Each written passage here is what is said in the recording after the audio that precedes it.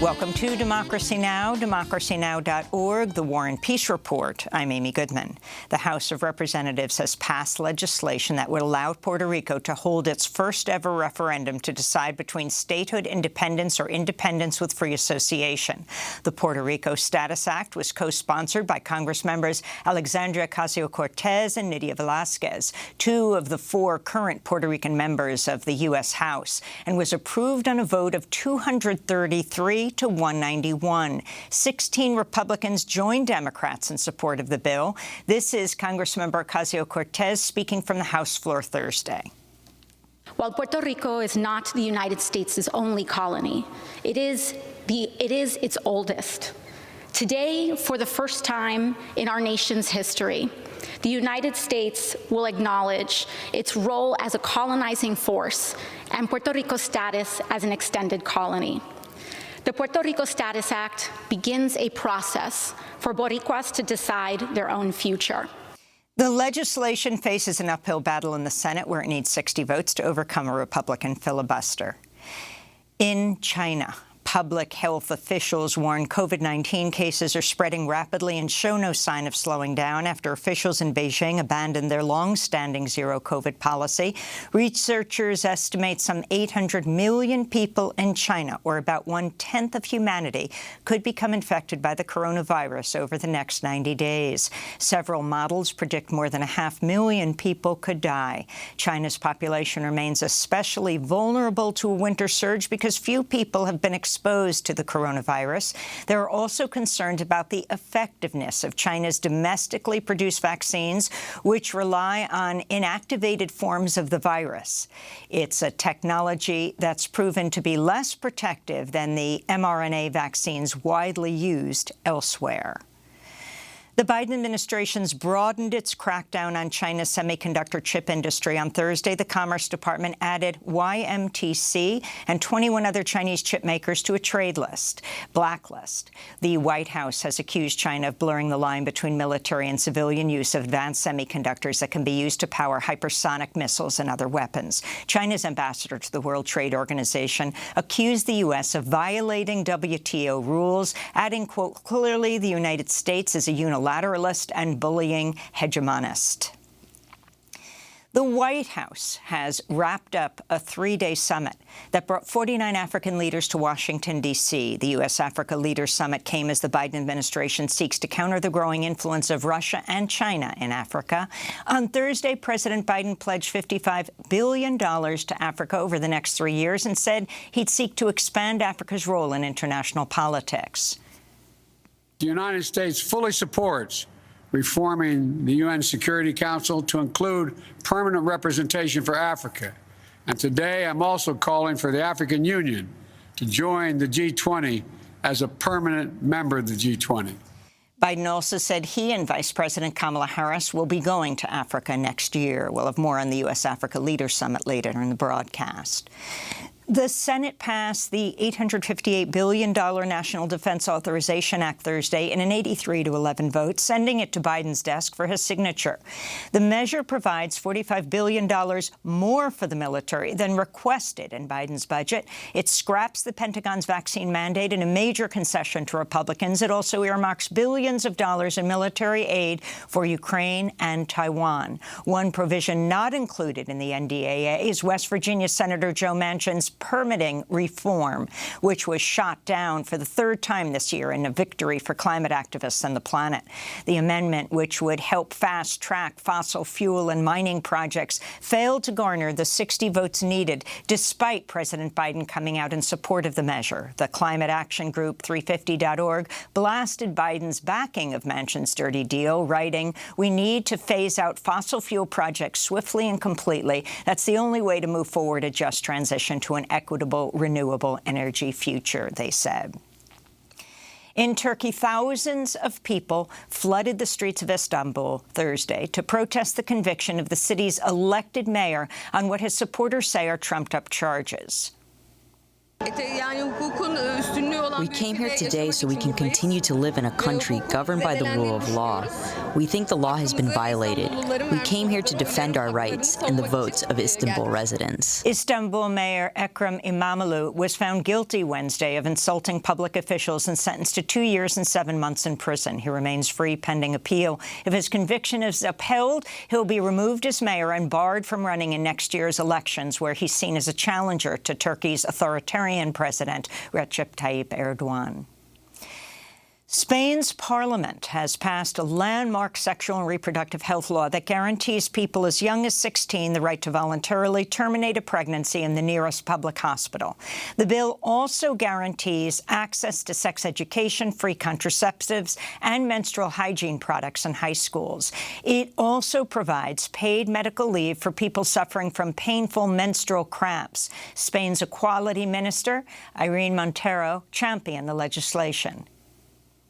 Recuperamos, como han dicho muchas de sus señorías. We are restoring the right of women between the ages of 16 and 18 to decide about their own bodies. And we also affirm that the state recognizes and respects the autonomy of women to decide, that we do not doubt their decisions. Here in the United States, 3 Senate Republicans last week blocked a bipartisan bill that sought to require basic workplace accommodations for pregnant people, including water bottles, a place to sit, or extra bathroom breaks. The bill passed with overwhelming support in the House.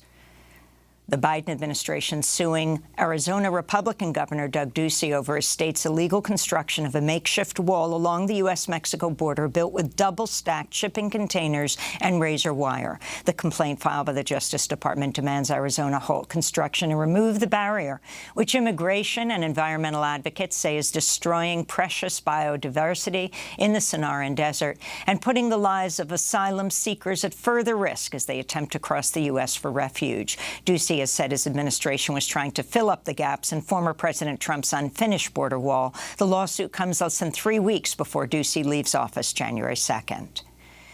Texas Republican Governor Greg Abbott is calling on his state to investigate whether nonprofit humanitarian groups are helping asylum seekers cross into the U.S. In a letter to Texas Attorney General Ken Paxton, Abbott claims without any evidence that humanitarian groups, quote, may be engaged in unlawfully orchestrating border crossings. Abbott has intensified his anti-immigrant hate speech as the Trump-era Title 42 pandemic policy that's blocked over 2 million migrants from seeking asylum in the U.S. is set to end next week. Abbott has also described the growing number of asylum seekers arriving at the U.S.-Mexico border as an invasion.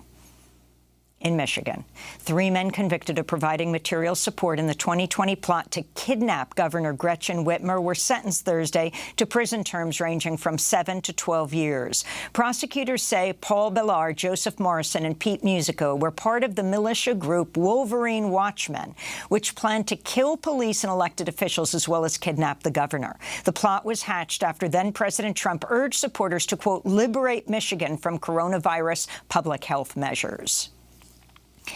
Twitter suspended the accounts of over half a dozen journalists without warning after the social media site's new owner, billionaire Elon Musk, accused them of posting assassination coordinates for him and his family without providing any evidence. The reporters from CNN, The New York Times, The Washington Post, The Intercept, and other outlets were suspended after Twitter changed its policy on, quote, sharing living location information. Many of the journalists had reported on the latest policy change and Musk's mounting crackdown on accounts he disagrees with. In a statement, CNN said, quote, Twitter's increasing instability and volatility should be of incredible concern for everyone who uses Twitter, CNN said. Texas lawmakers and grieving families of the victims of the mass shooting at Robb Elementary School in Uvalde testified before the U.S. House Judiciary Committee Thursday, where they blasted Uvalde law enforcement over its botched response during the massacre and demanded federal gun reform. The hearing began with the sound of the gunfire that killed 19 students and their 2 teachers on May 24th. This is Faith Mata, whose 10-year-old sister, Tess, was killed that day.